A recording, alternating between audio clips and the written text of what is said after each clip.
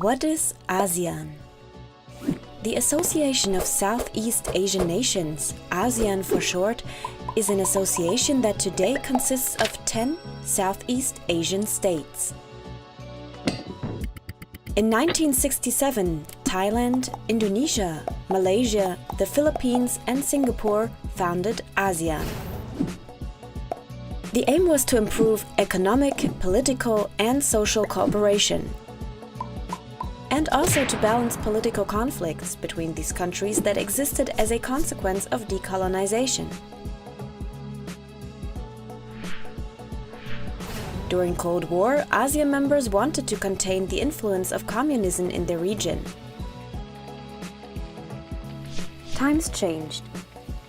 Old enemies became new partners, and in the second half of the 1990s, Vietnam, Laos, Myanmar and Cambodia joined ASEAN. The collapse of the USSR, the founding of the World Trade Organization, and a financial crisis in Asia prompted members to deepen their relations and adapt to the new situation. In the 2000s, free trade agreements were concluded with India, China, South Korea, Australia, New Zealand, and Japan. In the future, the entire region will be merged into one large free trade zone. Since 2001, the ASEAN Summit takes place annually. It is a meeting of the heads of state and government where current problems are discussed and solutions are worked out.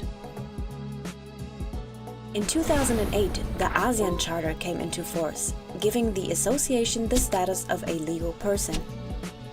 Principles of non-intervention and consensual decision-taking remained unchanged by the Charter.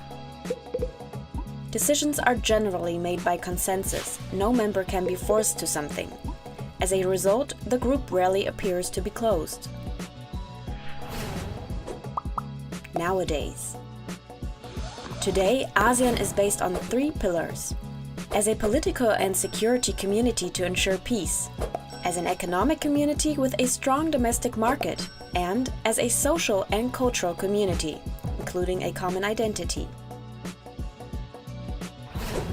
Challenges and solutions. ASEAN faces a number of social and environmental challenges.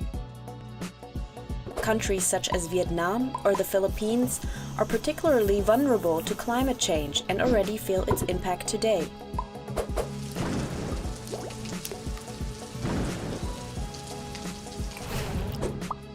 Problem: coal production. Nevertheless, member states plan to meet the energy demand by making primarily use of climate-damaging coal. Indonesia plans to build 117 new coal-fired power plants by 2025.